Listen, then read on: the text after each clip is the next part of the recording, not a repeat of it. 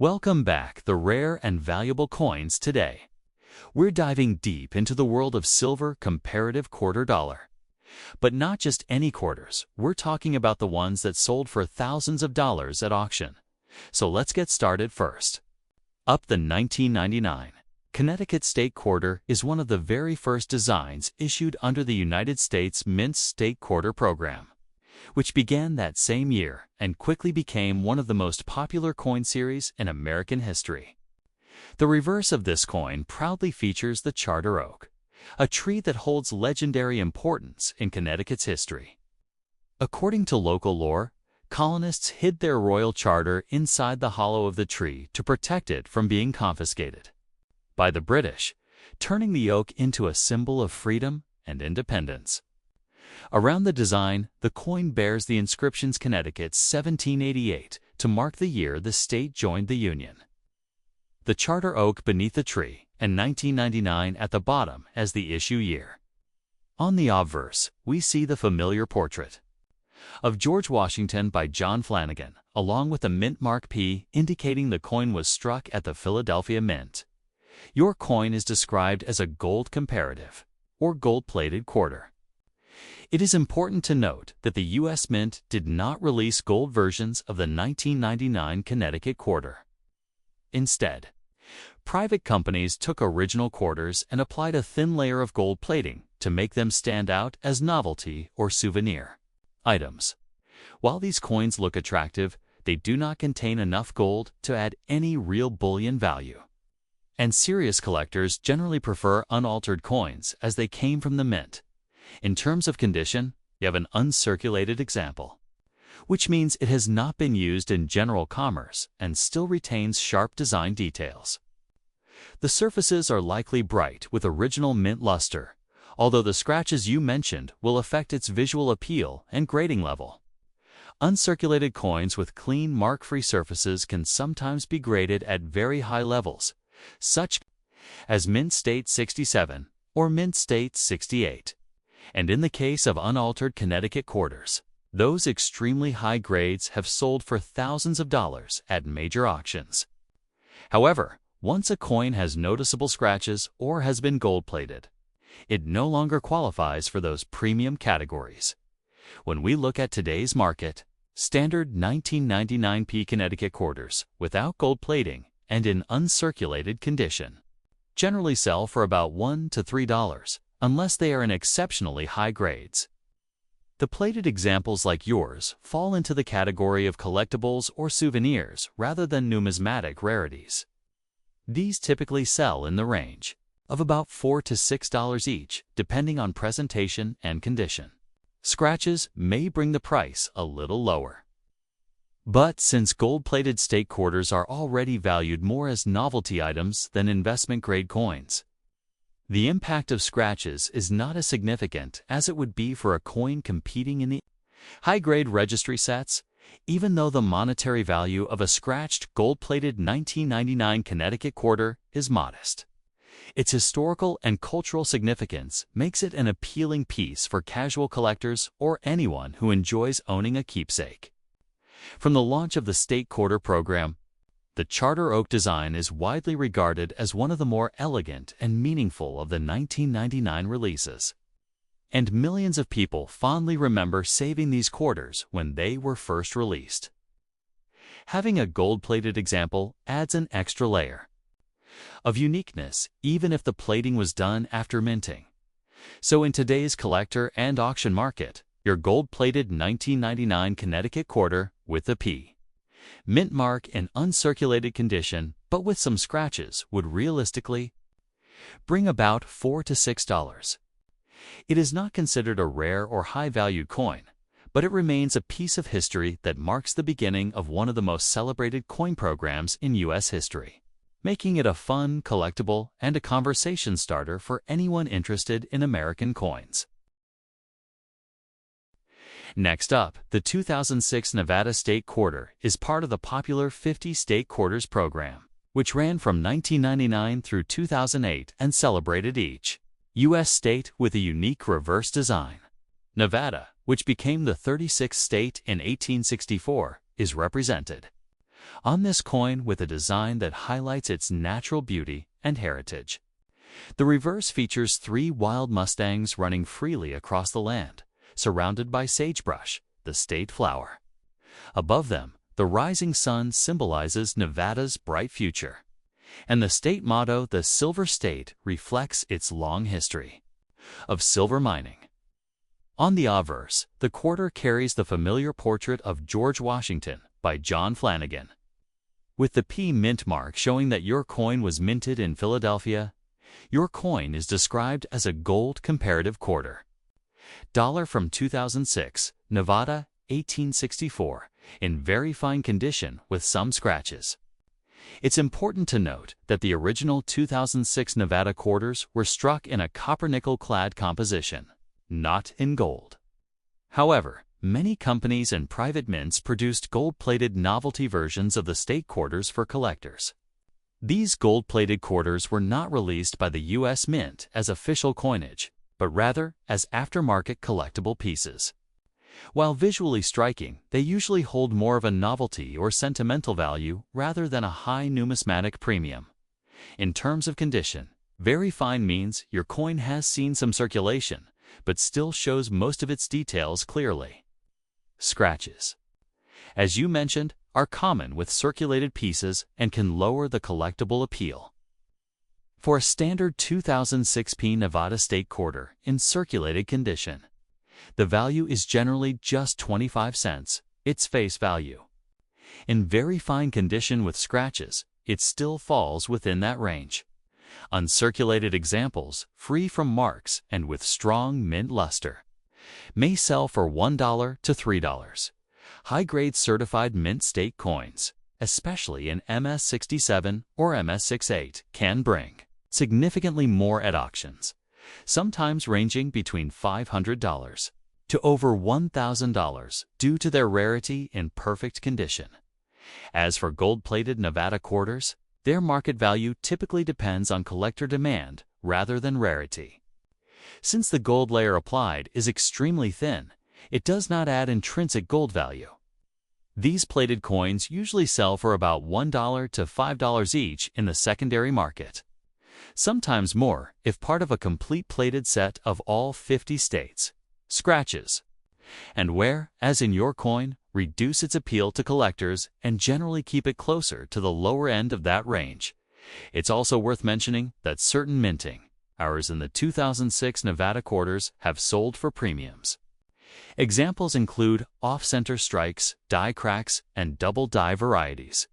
Coins with such errors can sometimes bring tens or even hundreds of dollars, depending on rarity and condition.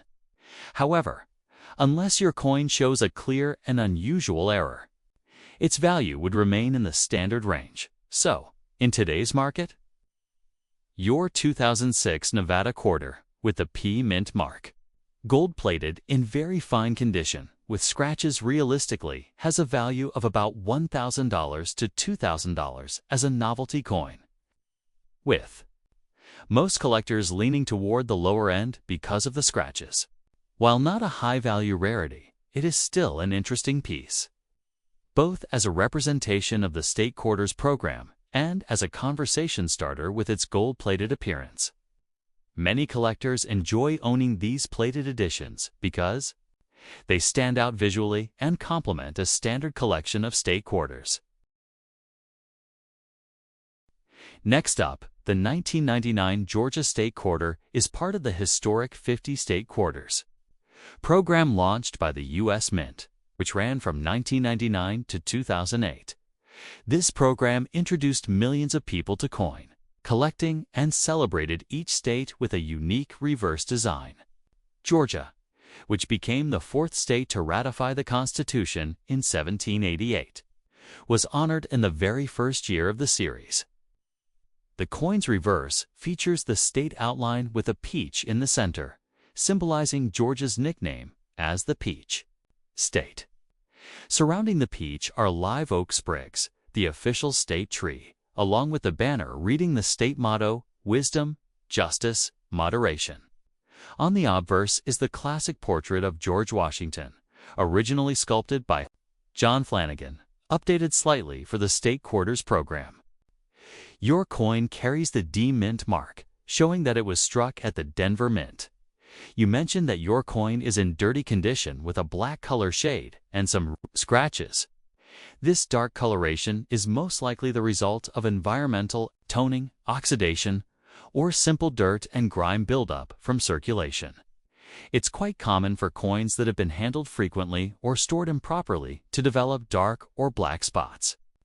While toning can sometimes add collector value if it's attractive and natural, heavy dirt, discoloration, and scratches usually lower a coin's appeal to collectors. In terms of condition, your coin is described as circulated and in dirty state, which places it in the lower grading levels, probably somewhere around fine to very fine at best. Circulated 1999 Georgia quarters are extremely common, with over 488 million pieces minted in Denver alone. Because of this massive mintage, circulated examples usually carry no premium over their face value of 25 cents, even with toning or a black shade, unless it has an error. The coin is considered a regular circulated piece. Uncirculated 1999 Georgia quarters, particularly those preserved in mint sets or rolls, are valued more by collectors. Typical uncirculated coins may sell for about $1 to $3, depending on luster and strike quality. Certified high-grade examples graded MS67 or higher can bring anywhere from $50 to several $100s at auction, as they are far harder to find in flawless condition. However, because your coin is scratched and dirty, it would not qualify for those higher grades. Another factor to note is the existence of gold-plated or colorized novelty versions of state quarters, which were sold by private companies, but not the U.S. Mint. These also tend to have small premiums. It's usually $1 or $2, but since yours is a standard Denver issue in worn condition, its value would be tied to its circulation grade. That said, era coins from the Georgia quarter do exist and can be valuable. Examples include off-center strikes, die cracks, double dies, and even wrong plant shed errors. Some of these have sold for $100 to $500 or more, depending on rarity and condition. If your coin has an unusual minting flaw beyond the black toning and scratches, it may be worth having examined by a professional. As it stands, in today's market, your 1999 Georgia quarter with the D Mint mark in dirty condition, showing a black shade and scratches, realistically has a value of 25 cents, its face value. Collectors generally only pay more for uncirculated, high-grade, or error coins from this issue. Still, it remains a historically significant coin because it was part of the very first year of the state quarters program, which changed U.S. coin collecting forever and introduced millions of Americans to the hobby. Next up, the 2018 Block Island Quarter is part of the America the Beautiful Quarters program, which began in 2010 and continued until 2021. This program honored national parks and historic sites across the United States, and in 2018, one of the featured locations was Block Island National Wildlife Refuge in Rhode Island. The reverse design of this coin is truly striking, showing a black-crowned night heron flying over the beach with the Atlantic Ocean and the iconic North Lighthouse in the background. This imagery represents both the island's natural beauty and its role in preserving wildlife. On the obverse, as with all quarters in the series, you'll find the familiar portrait of George Washington by John Flanagan, slightly updated for modern minting, along with the P Mint mark, which tells us your coin was minted in Philadelphia. Your coin is described as being in uncirculated condition with some scratches. In numismatics, uncirculated generally means a coin that has not been used in everyday commerce and still retains much of its original luster. However, scratches, whether from contact with other coins and rolls or from mishandling, do affect its overall grade. A coin with light marks but strong luster could still grade well, but deeper or more noticeable scratches would lower collector demand. In terms of mintage, The 2018P Block Island quarter is not considered rare, as millions were produced for circulation. Because of this, most circulated examples are only worth their face value of 25 cents. But since yours is uncirculated, it already has a slight premium over circulation pieces, even with scratches.